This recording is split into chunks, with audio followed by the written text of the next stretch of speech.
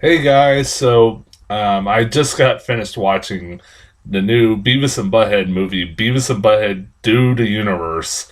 Yes, I probably did explain in my when I returned doing these reviews. I kind of did say I'm probably not going to do many extra stuff here, probably because I just don't have the time. But I decided to make an exception to that rule, and I forgot to say I was going to be reviewing this when I did my Elvis review. Um, Mainly because I'm a diehard Beavis and Butthead fan. I grew up a Beavis and Butthead fan. I was probably, I don't know, 6, 7, even younger when Beavis and Butthead first fucking premiered. And I was born in '88, and ever since I was little, when I was little, I watched Beavis and Butthead. Not just me, my whole fucking family would watch Beavis and Butthead. My mom, I had, literally when this was announced, my mom wanted me to give her my Paramount subscription, Paramount Plus subscription password and username so that she could watch it because she really wanted to fucking see it. My dad, when the first movie came out, we went to the fucking theaters and saw it opening day, I think, and laughed our asses off. I remember sitting in my dad's house watching the last episode when it aired.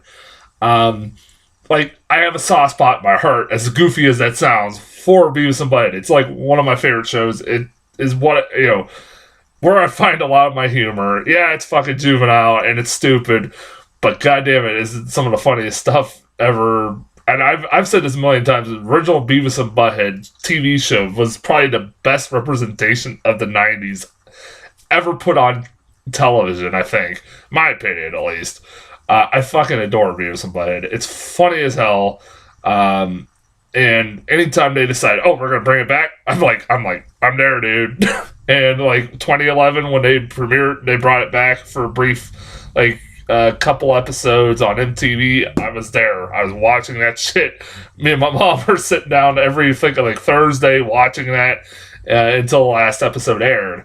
And then I was excited a couple years ago when they announced that they were going to be doing a whole new movie and a whole new TV show. And like, holy shit! They're putting it on Paramount Plus. And as soon as I heard it, this movie was coming out at the end of the month. I was like, oh yeah, I gotta get Paramount Plus for sure. Now, I was looking forward to it. It's Beavis and Butthead, and yeah, I it's one of those. It's gonna be. I have a biased opinion. So obviously, yes, I fucking love this movie. I love this movie. I had a blast watching this damn thing. It's only an hour and 26 minutes. It has like maybe a minute of credits, so it's literally the whole hour and 26 minutes, maybe hour and 25. It's a lot of fun. It's pretty much a great successor to the original movie in that it pretty much follows the same beats as the first movie and a lot of the same jokes, but they kind of put their own little new spin on them. I mean, it's one of those movies I hate always reviewing comedies. Is it's like, what do you talk about? I can talk about the plot. I'll try not to go into too much, not spoil it too much. It's a movie where Beavis and Butthead are, through happen circumstance, end up in, okay, they have, the movie takes place in 1998 where Beavis and Butthead are at a science fair. They're still in high school and they're in a science fair, and through some shenanigans they end up burning the fucking gym down and the whole science fair down, and they end up being arrested. They end up being they end up in court where the judge sees them as just misguided youth, like all the dumb grown-up characters usually do with Beavis and Butthead. And they said, "Hey, let's send them to this space camp." NASA has this new space camp program, and of course, like when they go and they're like they see or they go and immediately they see a sign that says a Johnson Launch Center, like Johnson. It's like that's the humor. Like I was smiling from ear to ear, laughing my ass off for like about the first 20 minutes of this movie. I couldn't stop laughing because it's just the signature Beavis and Butt humor, and then there's a rocket that has a very phallic shape that has to go into this hole, like the space shuttle, and they see them the pilots doing that, and so once they leave, they go to the controls and keep pushing it up and down, up and down, up and down, up and down, and then my favorite joke in the whole movie, they show them doing that like they're like losing their minds, laughing their asses off. And then it like cuts to night and they're still doing it. And then it cuts to morning and they're still doing it. They've been doing it, they say, for 18 hours. And they're just laughing their asses off. I died. I was laughing my ass off. And of course, because they're stupid adults and humans, or adults in this movie, they think that's because they're doing this because they have an interest in space. And then, like, of course, the one lead astronaut, it's a part of this space mission, is hot, so they want to do her, and they think that she wants to do that, or she wants to score with them, and there you go. And then they end up in a wormhole, and then they end up in space, and then they end up being like the youngest astronauts. Everybody thinks it's like, oh, these are like these really intelligent kids that are misunderstood, and they end up being dumbasses like Beavis and Butt-Head are. And then they end up in a wormhole, and then they end up in 2022. That's basically kind of the gist of the plot.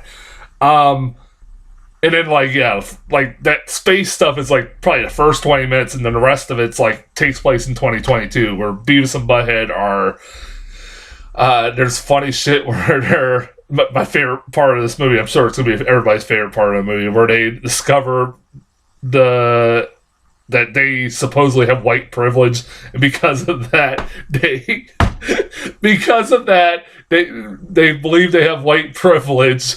They're like, oh, so we can do whatever we want, and no cops are going to go after us because we're white? You're like, yeah. So they just start stealing everything. You're like, excuse me, if you don't know, I have white privilege. I fucking died. It's like fucking just I was dead throughout the majority of this movie.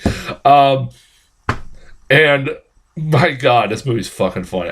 It's the same juvenile humor that you expect out. Like I said, they're making fun of the words and like everything else like that. I also appreciate this movie is a little bit different than normal Beavis and Butt-Head animated stuff because the animation's a lot different in this one.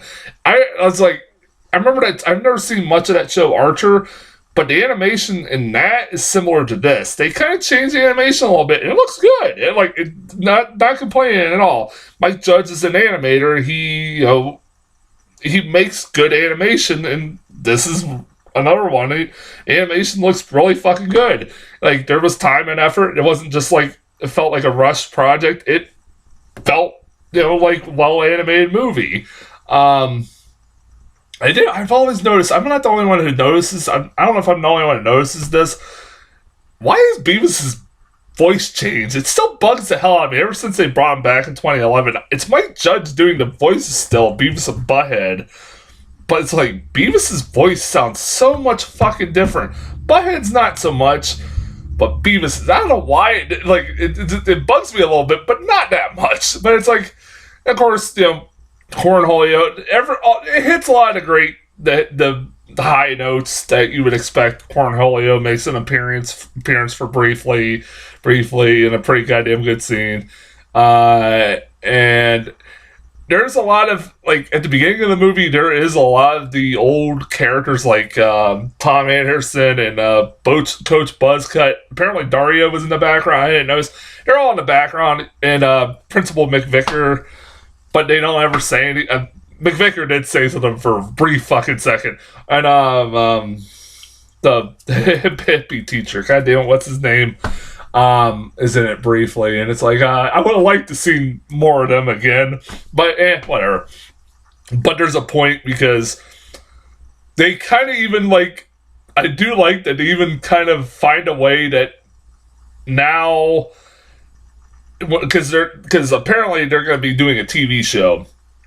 It's still going to be on Paramount Plus. It's going to be on Paramount Plus, a new TV show, Beavis and Butt-Head.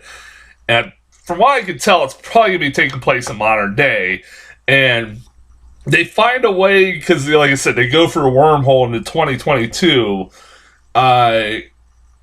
They go through a wormhole now they're in 2022. So now you can get away with, hey, they're still the same age in 2022, and this is why. But really, they didn't need to do that because it's animation logic. It's Simpsons logic. It's South Park logic. Simpsons kids are still the same age for all these years, and even South Park, even though they did that, those specials on Paramount Plus where they were older. But other than that, they've never aged, and I'm fine with that. You don't need any logic of that. But and yes, I remember hearing briefly the idea that them having daughters. Please, Mike Judge, please, if you do a TV show, please don't have them have daughters. The only reason I say that is because there's just an unwritten rule with a lot of animated stuff. The Roadrunner's never supposed to catch the coyote, Wile E. Coyote's never supposed to catch the Roadrunner. Bugs Bunny's never supposed to be caught by Elmer Fudd. Tom's never supposed to catch Jerry. And Beavis and Butt-Head are never supposed to get laid. Ever. Ever. Oh no, I won't spoil the end of it. It's pretty funny. In the end, it's pretty fucking funny. Like, they actually come pretty close at one point, a couple points, but that's pretty fucking funny. But you know, never, like, maybe unless like Mike Judge is like, maybe if he's on his deathbed and he does one more Beavis and Butt-Head, he's like, I'll let them get laid. I don't know, fucking whatever. But like, that's a running joke that they gotta keep going with. But I love the hell out of this. It's a lot of fun. If you're like me and you love the Beavis and Butt-Head cartoon, you'll have a blast. If you love the movie, you'll have a blast. It's a short sit. Like the first one was like 80 minutes, so the first one was like 80 minutes. This is like 85. It's not that long of a sit, so it's like, yeah. And like I said, everybody should that love the original, love the movie, should have a blast with this. I highly recommend it. That's as far as Beavis and Butt-Head does the universe. I don't think anything else to talk about. No, but yeah, again, I'll be back next week with Minions and Mr. Malcolm's List. And until then, I'll talk to you guys later.